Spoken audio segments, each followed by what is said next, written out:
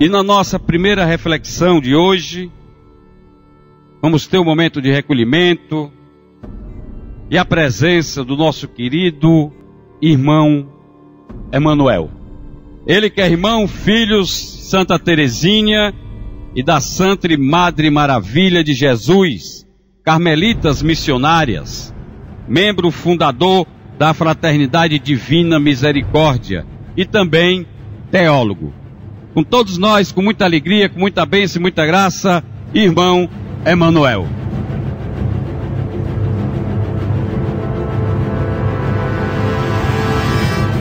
Louvado seja nosso Senhor Jesus Cristo e a sua mãe, Maria Santíssima. Eu vou começar com o teste da verdade. Posso? Quem está feliz com o retiro, levante a mão. Quem está triste, baixa. Santo Agostinho diz uma coisa que eu gostaria que os senhores e as senhoras dissessem comigo em unidade. A graça passa e não volta. A graça desse retiro, irmãos e irmãs, vai passar e não volta. Por quê? Porque outras graças virão. Mas esta graça, nós temos que tomar posse dela. Essa graça, nós temos que colocar dentro do cenário da nossa vida. Esse encontro já estava marcado no coração do Pai, sim ou não? Não estamos aqui por obra do acaso, mas porque a providência tudo fez para que você estivesse aqui. Deus é assim. Ele marca encontro conosco. Deus fala conosco. Deus se comunica. Deus puxa assunto. Santa Teresa d'Ávila, nossa mãe no Carmelo, ela diz que este amor é uma troca, é uma permuta. Nós diríamos hoje, é uma pista de mão dupla. E Santo Agostinho nos diz que nós nunca deveríamos dizer, Deus eu te amo, mas deveríamos dizer, Deus eu te amo também. Porque o primeiro eu te amo já foi dito na criação, na redenção do Santíssimo Sacramento. Estarmos aqui como família, estarmos aqui como povo de Deus, para passarmos um dia sob a proteção de Maria. E hoje lá em nossa paróquia nós estamos celebrando a nossa padroeira, Nossa Senhora do Sagrado Coração. Estarmos aqui para usufruirmos da graça do sacerdócio do Padre Manzotti. Estarmos aqui para usufruirmos da graça da unidade da igreja, é uma graça que passa e não volta. Por isso vamos colocar o coração todo e todo o nosso ser naquilo que o Senhor tem para dizer para a nossa família. Mais do que nunca as famílias cristãs são chamadas a dar testemunho de Cristo, chamadas a dar testemunho do matrimônio, chamadas a dar testemunho da unidade da igreja. Não por acaso, Paulo VI chamou a família cristã de a igreja doméstica. A igreja que acontece na nossa casa. A igreja que faz a experiência pascal lá em casa. A igreja que se articula em casa. A igreja que toma um rosto em casa. A igreja que se evidencia. Mais do que nunca, a família cristã católica é chamada a percorrer o caminho da sua vocação, que é uma vocação de testemunho, que é uma vocação de esperança, que é uma vocação de paz. A família cristã é chamada a marcar presença no cenário do mundo como alguém vocacionado por Deus para dar testemunho de Jesus Cristo. Não preciso eu dizer isso porque o senhor e a senhora bem sabem que o casal é um para o outro, como diz o padre, de corpo e de mente, um sinal pascal de Cristo. Marido e mulher articulados em unidade para a santificação do outro. E porque se santificam, santificam os filhos. E porque santificam os filhos, santifica toda a família. Tem muita gente que tem uma ideia deturpada de santidade, não é? Para algumas pessoas, a santidade são alguns comportamentos exteriores. A santidade é um compromisso interior com Cristo, seu mistério, sua pregação. Eu viajo muito e estou muito em contato com comunidades pelo meu ministério de pregação. E tem gente que diz assim, irmão Emanuel, aqui na paróquia tem uma menina, tem uma mulher que é muito santa. Que bom, glória a Deus, ela não fala com ninguém. Eu disse, então ela é boçal. Não é? Ela é boçal, porque santa não. A pessoa que mais fala é o santo. Não é? Ah, aqui tem uma pessoa muito santa, ela vem da comunhão bem devagarinho. Isso é esporão de galo, bico de papagaio, inflamação na junta do coxó. Já pensou uma pessoa vir bem calma da comunhão e isso ser santo? Aqui tem uma pessoa muito santa, ela não para de rezar. Tudo bem. A oração é contínua, mas nós devemos ter tempo para a vida, para a família, para as pessoas. Não é verdade? A oração pode se transformar em vida. Porque tem gente que adora o Santíssimo 4 horas, não tem? Mas não perdoa ninguém, meu bem. Tem gente que reza 1001 Ave Maria, porque acha 1000 pouca. E não perdoa ninguém. Tem gente que vai para o Canindé de pé, de costa. Não perdoa ninguém. Tem gente que você aperta aqui e sai Bíblia, teologia, catequese, Maria, Espírito Santo. Não perdoa ninguém. Uma senhora me dizia, irmão, na minha casa eu vivo em paz com meu marido, nós não brigamos, glória a Deus. Há 14 anos eu sou intrigada com ele. Eu não falo com ele não fala comigo, e assim nós vivemos em paz.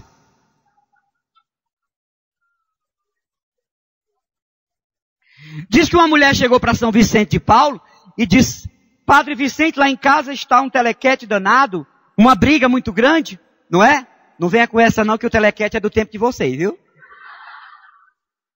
O telequete é do tempo de vocês. É. E aí essa mulher chegou para o Padre Vicente, não é? Hoje São Vicente de Paulo, e disse que na casa dela havia muita briga, muita confusão. E o Padre Vicente, São Vicente de Paulo, diz, eu vou lhe dar à senhora um pouquinho dessa água, desse poço, da casa dos padres, né? É uma água abençoada. A mulher levou, com 2 dias a mulher chegou com um garrafão. Olha, eu quero um garrafão, porque eu vou dizer uma coisa ao senhor. Tá com 2 dias lá em casa que eu boto água na boca e ninguém briga. Essa água é milagrosa, eu quero um garrafão. E o Padre Vicente disse, minha filha, não é a água que é milagrosa. Como é que você vai brigar com o marido com a boca cheia d'água? Né? Então existe uma psicologia da família, existe uma psicologia de paz, existe uma psicologia de presença em família que tem a ver com a conversão e a graça. A gente pensa que quando alguém se casa, porque quando a gente entra para a vida religiosa, que é bonito,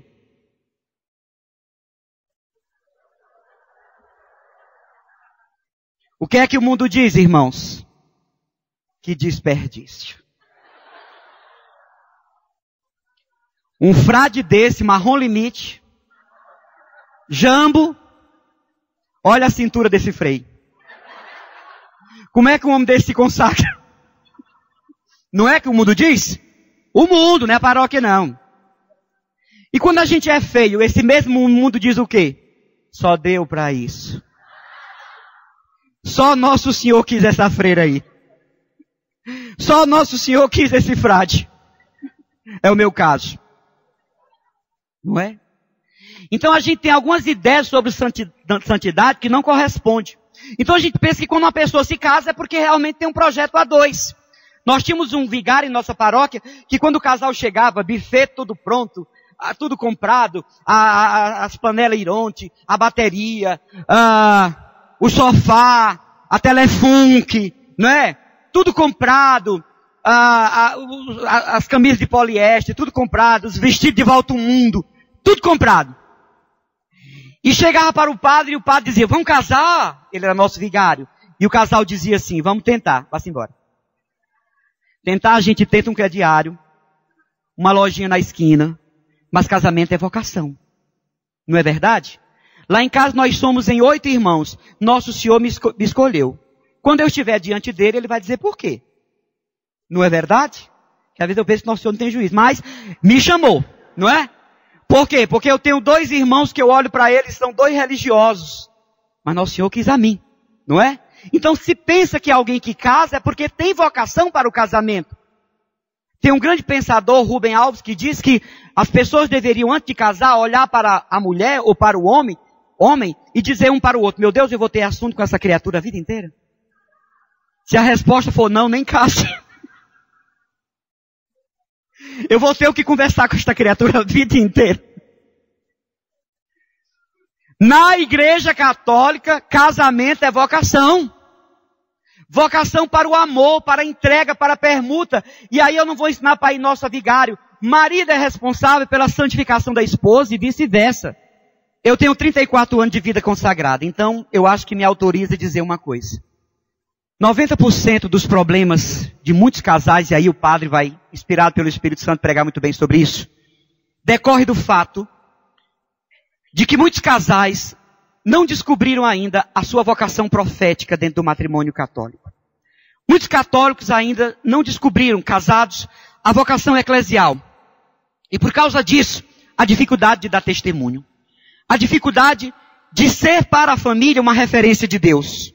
A dificuldade de conduzir a família nas linhas do Evangelho, no serviço, na paz, na unidade. Porque parece que o sacramento do matrimônio foi algo que aconteceu em uma data específica. E não se renovou em cada missa, em cada comunhão, em cada confissão, em cada retiro, em cada encontro. Da mesma forma que nós religiosos somos consagrados pelo batismo e depois pelos santos votos para sermos instrumento de Deus no mundo, o casal católico no dia do casamento faz a sua consagração, a sua aliança. E a partir dali o Espírito Santo vai ficando muito à vontade quando o casal permite. O Espírito Santo vai dando uma criatividade eclesial muito grande. E marido e mulher, refinados pelo Espírito, conduzidos pelo Espírito, vocacionados pelo Espírito, vão sentindo que para além da carnalidade, a espiritualidade se torna uma base onde o casamento acontece e o casal se torna missão, se torna instrumento de Deus, o casal se torna ponte para Deus. Quando marido e mulher, comungando dos mesmos ideais, querendo chegar à identificação com Cristo, levando muito a sério este sacramento, então começa a acontecer dentro deles um crescimento eclesial, espiritual, uma maturação da fé. Por quê? Porque marido e mulher estão em comunhão. Existe vida de oração, existe vida eucarística, existe vida mariana, existe estudo bíblico, existe estudo da igreja, dos documentos conciliares, das orientações episcopais. Existe engajamento paroquial. Marido e mulher vão se sentindo igreja e por causa disso dão testemunho de Cristo. É como na vida consagrada. Todos os dias quando eu me levanto, eu vou para a capela para rezar e eu digo a Jesus, Jesus, eu estou aqui no Carmelo por ti. Eu estou aqui semi-enclausurado por ti. Por que eu digo semi-enclausurado? Porque nós só saímos para missão e médico, não é? Vez ou outra, alguma outra coisa. Só saímos para a missão. Estou aqui por você, por sua causa. Mas aí eu digo para Jesus, hoje é o primeiro dia das nossas vidas, Jesus. Eu digo isso a ele há 34 anos. Hoje é o primeiro dia do meu sim a você. Hoje é como se eu fosse um postulante, um aspirante, alguém que chegou hoje. Porque uma coisa que mata a espiritualidade, irmãos, é a rotina. Uma coisa que mata a comunhão com Deus é a mesmice. Uma coisa que tira o sabor da vida com o Senhor é não renovar a fonte. E quando não se renova a fonte, o resto fica comprometido. Eu tenho encontrado em meu ministério muitos católicos cansados. Muitos católicos desorientados. Muitos católicos perdidos. Porque não renovaram a própria experiência de Deus no batismo. Não renovaram a própria experiência da crisma. E no caso de um casal católico, não renovaram a aliança e a fonte da graça que vocês receberam. Veja, a vida religiosa é um meio, mas o casamento é um fim. Não é verdade? O sacerdócio é um fim. A vida de vocês como casal é um sacramento. E por ser um sacramento, é uma presença de Cristo, é um sinal do Senhor no mundo. Marido e mulher representa a união de Jesus com a sua igreja. Jesus é o esposo da igreja. Marido e mulher representa essas núpcias que aconteceram nas bodas de Caná e continua acontecendo na igreja. As bodas de Caná simbolizam, são sinônimo desse casamento místico de Jesus com a sua igreja. Marido e mulher, por isso, dentro dessa experiência de família, vem fazer retiro para melhor amar, para melhor perdoar. Esse retiro tem um sabor de uma avaliação a dois, de um retiro a dois, de uma busca a dois, para melhor compreender o que Deus quer no matrimônio. Não é à toa que estão juntos. Não é à toa que subiram ao altar, ou que ainda vão subir, ou se não subiram ainda o altar. Não é à toa. Há um propósito divino na união do casal. Se de repente você perguntar, ou alguém perguntar, por que o senhor casou com esta mulher? Não, eu estou com ela até aparecer coisa melhor assim. Não, a gente estava numa festa lá no Grécia e ela estava parada. Tá bom, no América. E nós estávamos lá, aí começaram a cantar. Quanto tempo eu penso em você, já não sinto que não posso pois me entreguei à sua vida. Aí eu chamei ela para dançar. E aí começou. Também se pergunta ao seu marido, por que a senhora está com esse homem? Né? Espelho, espelho meu, por que eu me casei com Tadeu? Não. Pressupõe que a pessoa saiba o porquê casou. É vocação, é chamado. Por isso que vão à igreja. Porque não é só uma união carnal. Querem Deus como centro. Querem Deus como motivação. Não mais um Deus funcional, mas um Deus que é tudo em todos. No casamento, os senhores e as senhoras sabem, é todo ser e o ser todo que se casa. Não, eu sou casado da cintura para baixo. Eu sou casado da cintura para cima. É tipo AVC, só essa parte aqui. Não é? O casamento gera unidade. E é como na vida religiosa, não é? Quanto tempo passa, a tendência é crescer a unidade com o Senhor. A comunhão. Os meios são indispensáveis, os meios da fé. A igreja ampara a família cristã. A igreja insufla. A igreja faz com que o casal beba na fonte para poder crescer na unidade. Quantos casais estão celebrando 25 anos, 30, 40, 50? Por quê? Porque a graça sacramental os mantém, os eleva. Esse retiro é para isso. É para sentir, para ver, para avaliar, para enxergar, para voltar a ver, para voltar a sentir, para deixar o Espírito Santo mexer. Santo Agostinho diz que quando Deus desarruma é porque quer arrumar do seu jeito. Não é? Para permitir que o Espírito Santo sonde os corações. Mas vai depender da abertura, do sim, do desejo, dessa procura voluntária, dessa vontade voluntária de que Deus faça. Deus é educado, não invade. Outro dia uma senhora me dizia, olha, eu queria que o senhor me arranjasse uns escapulários verdes, porque eu quero colocar escapulário verde em tudo que é do meu marido. Eu quero colocar escapulário verde na bainha da calça, dentro do travesseiro, debaixo do banco. E eu brincando com ela, disse, olha, o escapulário verde não tem essa finalidade. A finalidade do escapulário verde não é ser uma macumba cristã. Não é? O pessoal que trabalha com isso, né? Coloca em cima, areia de cemitério, lá em cima da casa. Não tem nada, pega uma escada e joga fora. Ai, costuraram a minha foto dentro da boca de um sapo. Coitado do sapo. Né? Ai, porque colocaram meu nome não sei por onde. Nós sabemos que tudo isso é folclore. Então as coisas sacramentais não têm essa função. A melhor forma de nós pedirmos a Deus a conversão de alguém é pedir a nossa própria conversão. A melhor forma do seu marido se converter, da sua esposa, da sua sogra coral, não sei, é justamente, não é? É justamente a conversão pessoal. É porque o pessoal implica muito com sogra. Mas eu quero dizer que sogra é mãe duas vezes, vamos dizer? Uma senhora veio conversar comigo e dizia para mim conversar com a sogra, para a sogra não interferir na educação dos filhos. Eu disse, a senhora está enganada. Se há alguém autorizado a interferir na educação dos seus filhos, é a sua sogra. É a sua sogra, não é? Porque é mãe duas vezes. Agora, tirar as coisas, não é? Não, dar limites é outra história. Porque também faz como a mãe, diz que a mãe levou o menino para a praia, pequenino aqui. Mamãe, deixa eu chupar um picolé. Não, tem ameba. Água de coco. Não, esses coqueiros, tudo é vizinho do São João Batista. Deixa eu brincar com esse menino, é trombadinha. Pois eu vou tomar banho naquela bica, tudo poluído, a água vem do Instituto Médico Legal. Pois compre aí um bronzeador. Não, tem urucu e dá câncer de pele. Aí a mãe se volta para a amiga e diz, você já viu que o meu filho é neurótico? Né? Quantas vezes nós pedimos a conversão das pessoas para termos paz?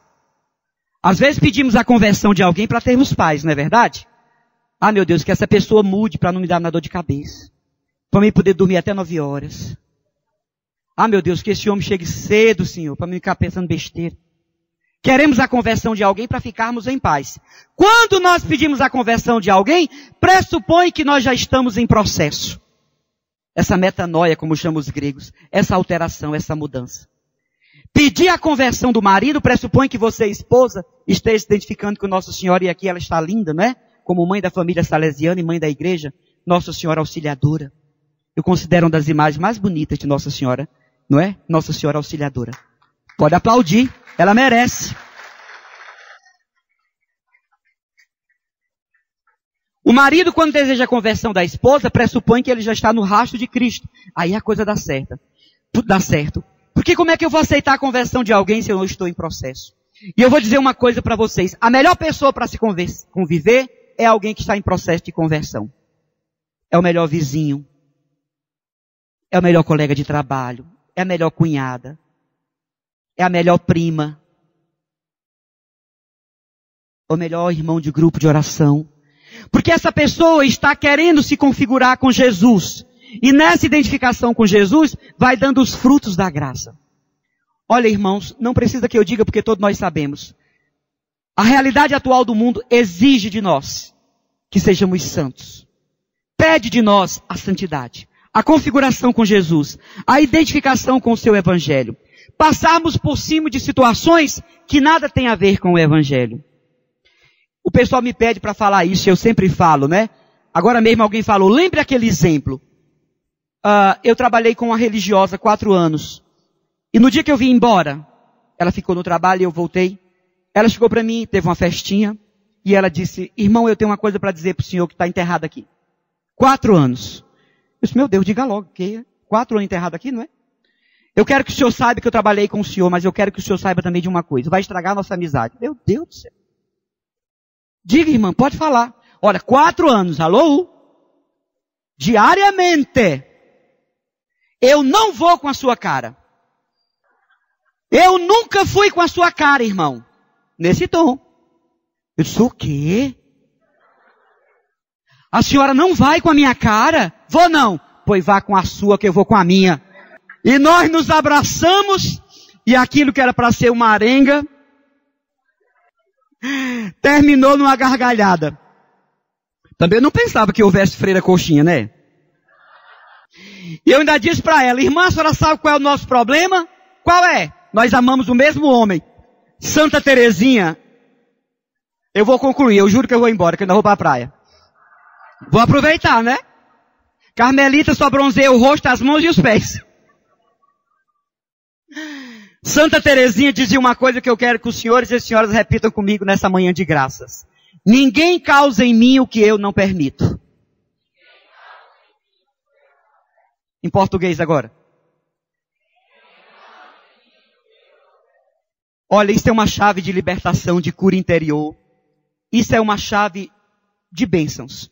Ninguém causa em mim o que eu não permito. Olha, uma pessoa que não gosta de mim é um direito da pessoa, sim ou não? É um direito. Para que brigar com isso? Não é verdade? Agora, se eu vou passar a noite acordado, dentro do quarto cantando esta noite, eu queria que o mundo acabasse. E para o inferno o Senhor me mandasse. Aí é uma opção minha. Se eu vou ficar correndo atrás do amor daquela pessoa, é outra história. Até porque a psicologia diz que quanto mais você tenta ser importante na vida de alguém, menos importante você é, porque você se torna uma pessoa desagradável. Telefonema demais, presente demais. Pessoa sufoca, né? Teve um caso aí de uma cidade que a mãe abraçou tanto um menino de 2 meses, mamãe ama, que quando soltou o menino estava morto. Foi. Não aguentou um abraço assim. É sim, tem que ter cuidado, né? Vocês sabiam que grande parte de cura interior que nós acompanhamos na nossa comunidade, as pessoas têm necessidade de cura interior. Vocês sabem que aquilo que nós passamos na infância, e acontece até hoje, vem do fato da criança de 2, 3, 4 meses estar deitado na redinha, no bercinho, e a tia chega, e a madrinha chega, e a avó chega, e até a mãe às vezes, e a criancinha está lá tentando apurar a visão, porque está no processo ainda, não é? Quem trabalha com isso sabe, tentando entender o que está acontecendo, aqueles bichinhos lá pendurados, que a criança já está, né, querendo saber o que é aquele dragãozinho, aquela coisa, não é? A criança, o que é isso, né? Aí a tia chega no beijo. A titia ama. Boi na cara. Não, e já ensina a criança a ser ruim. Ah, tirei o pau no gato, tô. Aí lamenta, mas o gato, tô, não. Olha, isso dá síndrome do pânico. Isso dá tanto trauma. O pai que pega a criança, né, e joga pro alto. Tem criança que gosta. De novo, né? Mas aquilo gera trauma. A pessoa tem medo de andar de avião por causa disso. A gente encontra na cura interior isso, viu? Tem medo de elevador. Então são coisas que nós passamos que necessita de cura. Mas o que eu quero dizer isso é que na base está a espiritualidade que anima a família. E só para terminar, se serve de testemunho para a formação dos filhos, netos, sobrinhos. Eu, graças a Deus, nasci numa família, à época, 100% católica. Se tiver algum irmão evangélico aqui, nós os amamos, acolhemos com amor. Irmãos espíritos, acolhemos com amor. São nossos irmãos, sim ou não? Mas eu nasci numa família 100% católica. Eu quero dizer que, à época, não havia outra diversidade religiosa, enfim. E a minha avó, nossa evangelizadora, primeira catequista, né? Foi mãe cristã. Quando era criança, foi benjamina. Depois ficou viúva, se transformou em Luísa de Marilac. Aqueles processos que haviam antes, não é? Da ação católica, aquele período da igreja. Mas a minha avó foi a nossa educadora. De maneira que quando nós chegávamos na matriz para a primeira Eucaristia, o catecismo já estava sintetizado, pelo menos. Não sabíamos tudo, porque também a vovó tinha as limitações. Como todo mundo, não é? Mas o que ela podia formar, ela fez. Éramos crianças. Imagine aquela casa de vó com os filhos morando tudo ao redor, não é? Um clã. E a vovó nos educava todas as 5 horas da tarde. Chegava no grupo escolar, tinha a catequese, tinha a oração e tinha o canto. Porque ela era muito zelosa. Mas nós éramos crianças. E não sabíamos ainda muito bem o que queríamos, nem em matéria de fé. Aos 7 anos de idade, por força da ação da vovó, eu já sabia o ofício da Imaculada. Mas olha como é que eu rezava, e a primarada toda. Quando eu conto isso, eu esqueço de dizer, sou eu não, a primarada também. Porque talvez alguém, mas irmão, o senhor era bagunceiro. Não, era a primarada toda, menino de 7, 8, 9, 10 anos, não é?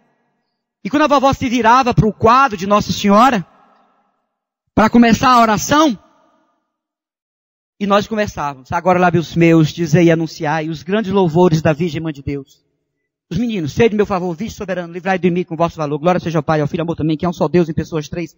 Agora e sempre, ser fielmente. Deus salve mesa para Deus ornada, coluna sagrada de grande firmeza, casa dedicada a Deus sempre eterno, sempre preservado, Virgem. Antes que nascida fosse Virgem Santa, tu vem do todo mundo. Vem. Sou irmã e criador dos mortais viventes, sou dos anjos do pastor. Sou os fortes quadrão contra o inimigo. Já corre fundo do cristão. Santa Maria, Rainha do Céu, Mãe de nosso Senhor Jesus Cristo, Senhora do mundo, que é nenhum pecador, desamparado e desprezado. Ponde, Senhora, em mim os olhos de vossa piedade, alcançai de vosso amado Filho, perdão meus pecados, para que eu que agora venero com devoção vossa Santa Imaculada Conceição. Éramos crianças. Aí tinha uma parte que eu adorava. Deus vos salve, relógio, que andando atrasado se viu. A última, né? A última. Deus vos salve, relógio, que andando atrasado. Aos 7 anos sabíamos o ofício. Íamos para o grupo escolar, sistema de TV. Seu tempo, né? Manual de apoio. Lembra? Manual de apoio. Irmã Yolanda Brasil, uma bênção. Está no céu. O que é que nós íamos cantar, ministério? No caminho para a escola. Eu quisera, Jesus adorado, teu sacrário de amor. As canções, olha.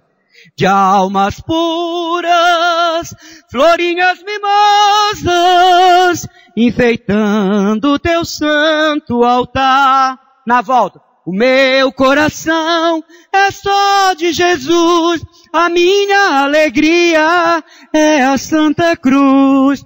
Brincando lá no chão de riscar, de furachão. Pega a vareta. Não é? Queremos Deus, um povo, né? Ao Pai Supremo, ao Rei. Ou então, quando chegava alguém, a vovó chamava a netarada para cantar, né? Coração Santo, tu reinarás, do nosso encanto sempre serás. Jesus amado. Aí a voz ia longe, né? Naquela época, né? Ou então, eis o meu coração, ó minha mãe querida, a tua proteção. Ou tradicional, mãezinha do céu, eu não sei rezar, eu só sei dizer que quero te amar. Azul é teu manto, branco é teu véu. Ou então que nós pegávamos dos velórios, né, quando nós voltávamos, né? A certeza que vive em mim é que um dia verei a Deus. Muito lindo é o céu, todo cheio de harmonia. Bom, isso até aos 16 anos. A primeira música profana, entre aspas, que eu aprendi foi aos 16 anos. Por causa dessa vivência em família. Não estou dizendo que minha família era santa, não. Eu estou dizendo o que acontecia lá, não é? Mas a primeira música profana foi essa que eu cantei. Ó meu amado, por que brigamos? É claro que depois dessa veio, né? Passeando em um jardim, eu te encontrei, meu bem. E é claro que depois dessa, vem me ajudar. E um primo chegou e disse, você sabia que a vovó ensina essas músicas erradas? A música certa é, o meu coração é só de Jesus e o meu pulmão é da Souza Cruz. É a outra estrofe, né? Olha o bobo. Vovó, a música toda. O meu coração é só de Jesus, mas o meu pulmão é da Souza Cruz. A vovó, blasfêmia! Vovó, Souza eu não sei quem é, mas a cruz não é de Jesus? Até hoje esse primo que é casado, é avô, morre de achar graça quando conta isso. Apanhei de graça. Mas o que eu quero dizer, meus irmãos, que se não forma a criança para a vida cristã, se não forma na adolescência, é muito difícil você evangelizar um jovem que saiu para o último Ceará Music e não voltou ainda. É muito difícil falar de Jesus para um jovem que ainda está com sequelas do carnaval. É muito difícil. Começa agora, evangeliza agora. Graças a Deus as editoras católicas, e aí eu não vou falar o nome de nenhum para não ter briga, todas as editoras têm produto vastíssimo para a educação e catequese de criança, a pastoral da criança, a infância missionária, e tantos outros segmentos católicos que podem ajudar a criança a entender a fé. O problema da criança não gostar de missa é porque pai e mãe estão vivendo a missa, mas não estão espraiando a missa, não estão derramando a missa. A missa é uma experiência de adulto. A missa é uma experiência de pai e mãe. Eu conheço uma família católica aqui, que na véspera do domingo, eles dão hóstias não consagradas aos filhos, antes de dormir, como comunhão espiritual para o domingo de manhã. Olha a criatividade desse casal. Hóstia não consagrada. A família faz uma pequena liturgia em casa e há uma comunhão espiritual. Eles explicam que Jesus não está ali ainda. Mas os jovens comungam e fazem comunhão espiritual. Você pode dizer, coisa meiga. Não! Isso é profetismo. E a família, quando evangeliza e dá testemunho, as crianças se sentem motivadas. Porque veem que o cristianismo é uma experiência de pai e mãe. Uma vivência de pai e mãe. Um valor da família. Quando Deus me chamou à vida religiosa, eu era muito engraçado, eu era muito brincalhão, eu tinha um primo que dizia, se você virar religioso, eu viro macaco. Eu estou cobrando essa promessa até hoje. Mas quando Deus me chamou, o terreno já estava, porque é aquela história, vocação sacerdotal para o filho dos outros. Não é verdade? Vida religiosa é linda, do filho dos outros. Não, meu filho, eu estudei, você está ao colégio, para você cuidar da gente na velhice, vai entrar de ser padre. Eu gastei muito, seu colégio foi caro. Padre não. Freira não. Não é verdade? Então é preciso começar na família a evangelização, o valor da igreja, dos sacramentos, a vivência da fé. Porque senão acontece, o menino for assistir um filme aí da Paixão de Cristo, quando Jesus estava sendo surrado, o menino, muito bem, bate nele, isso. Acaba com ele, mete a peia, isso, mas... E a mãe, menino, pelo amor de Deus, você é blasfemo, isso é o Senhor. Bate nele mais! Coisa boa! Pá! Meu filho, isso é o nosso Deus! Mamãe, esse cara aí não é aquele que tudo que eu faço você diz Jesus castiga? Eu quero que ele morra! Ou então, né, chegar perto de Jesus, foi por você, por sua causa, você é o culpado disso. Diz que tinha 2 meninos, Pedro e Paulo, moravam no apartamento. Tudo que aparecia quebrado no condomínio foi ele. Tudo que aparecia de errado foram eles, né? E um dia a mãe levou para conversar com o padre. E o padre foi e disse assim, traga aqui o mais velho, que era Pedro. Talvez está influenciando o mais novo. Aí a mãe chegou, o padre da paróquia quer falar com você. Aí lá se vai. Pedro foi conversar com o vigário da paróquia. Quando chegou, para ele, você quer o Pedro? Sou sim, senhor. Onde está Deus? Eu só lhe pergunto uma coisa. Onde está Deus? Responde, menino. Onde está Deus? O menino saiu chorando, correndo. Chegou em casa. Bora embora, Paulo. Deus desapareceu e estão culpando a gente. Que Deus possa nos abençoar para criarmos filhos e filhas para Deus. Tem pai e mãe que diz, eu crio meu filho para o mundo. Cuidado, isso é uma maldição, viu? É uma maldição. Eu crio meu filho para Deus, para a igreja, para ser cidadão, para a nação. Eu juro que vou embora. É a última. Não que o padre Manzotti está esperando, que é isto. Vocês vieram de tão longe para ver o padre? Olhe. Vai fazer agora 1 ano e meio que eu tive um negócio chamado acidente vascular cerebral. Tive. Eu estava pregando, desmaiei, viu? A pressão 27/11. E eu não estava sentindo nada. Cuidado com esse negócio que é sério. Quando eu estava lá fazendo os exames, eu não vou dizer o nome do médico. Por ética, né? Que eu entrei naquele tubo, né? Eu não sei nem como é que eu entrei, porque na época eu pesava 150 quilos. Agora eu sou. Esse hábito aqui em mim, não é? Era baby look. Olha como é que tá agora. Eu perdi os quilos, tá? E meus filhos espirituais da Fraternidade Divina Misericórdia, que sabem disso. Eu tive que deixar. Deixei, minha filha. Isso é combinado, isso é o método combinado com a Pepsi. Olha. E aí quando eu estava dentro do tubo, né, para fazer o exame, o médico disse assim, olha, eu já estava grog, porque deram sedativo, porque tem contraste, né? Eu escutei nitidamente o médico dizer, eu pedi o exame desse freio só para detectar o tipo de AVC, mas a morte dele é uma questão de dias. Eu ouvi e disse, eu mesmo não. A enfermeira disse que o médico fez isso. Por isso. Então a partir dali, eu chego no sacrário e digo, Jesus, eu só vou na última topique. Porque tem gente que diz, eu estou preparado, Deus pode me levar a hora que quiser. Cuidado que Deus sabe português. Você diz, eu estou preparado, Nosso Senhor se volta para São Miguel de quinta-feira, 3h15. Né? Você deve dizer, eu quero ir para Deus, diga comigo. Depois de ter cuidado da minha família, de ter trabalhado pela igreja, pela evangelização e zelado pelos sacerdotes. Que nós precisamos de vida para continuar a missão. Não é verdade? Quando o Senhor quiser nos chamar, isso é com Ele. Mas quanto a nós não temos tempo para pensar em morte. Que o diga irmã Dulce, vocês viram o documentário agora? Até o último instante morreu como vela, fornecendo luz, dando luz. Então um encontro desse nos desperte, um encontro desse nos anime. Me desculpe se eu escandalizei você, que às vezes espera um frade mais comedido, uma coisa assim, né? Sobretudo quando ele diz que é carmelita. Não. Mas eu só sei falar de Jesus assim.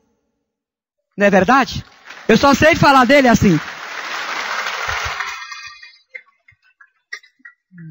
E eu quero pedir a essa mãe querida, começamos com ela, vamos terminar com ela, para pedir que abençoe esse retiro. Por favor, coloque a mão que está ao seu lado. Diga comigo, Maria, auxílio dos cristãos, passa na frente desse retiro. Maria, mais uma vez, pede o milagre de Caná. Ó Imaculada, ó Mãe incomparável, pede ao teu Jesus a restauração das famílias. E que as nossas famílias sejam pontes, passarelas para Deus a partir desse encontro. Maria, nós entregamos o Padre Manzotti. Que o teu filho possa utilizá-lo para nos abençoar, para nos convencer do amor infinito de Deus. Jesus, Maria, José, a minha família, vossa é. E olhando para Nossa Senhora, vamos nos consagrar a ela neste dia tão lindo que é o domingo sempre pascal, e estamos no período pascal, por isso mesmo é um dia de Maria. Ministério, vamos cantar, ó minha Senhora e minha Mãe, por gentileza.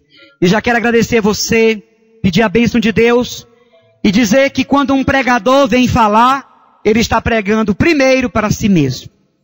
Que Deus possa abençoar vocês. Fico feliz com tanta gente linda, com tanta gente com sede de Deus. A Igreja Católica está viva. As pessoas dizem que a Igreja Católica está perdendo fiéis.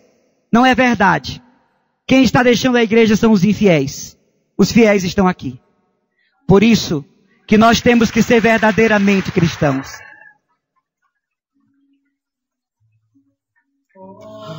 minha Senhora e também minha mãe, eu me ofereço inteiramente todo a vós, e em prova da minha devoção, eu hoje vos dou meu coração. Fazendo o gesto da consagração, isso é lindo. Consagro a vós meus olhos, meus ouvidos, minha boca. Tudo que sou, desejo que a vós pertença. Incomparável Mãe, guardai-me, defendei-me, como filho e propriedade vossa. Amém. Como filha e propriedade vossa. Viva Nossa Senhora! Viva Jesus! Bom, é o seguinte, o médico proibiu. Mas eu acho que esse médico está trabalhando para a Pepsi. Um brinde à fé de vocês. Tchau!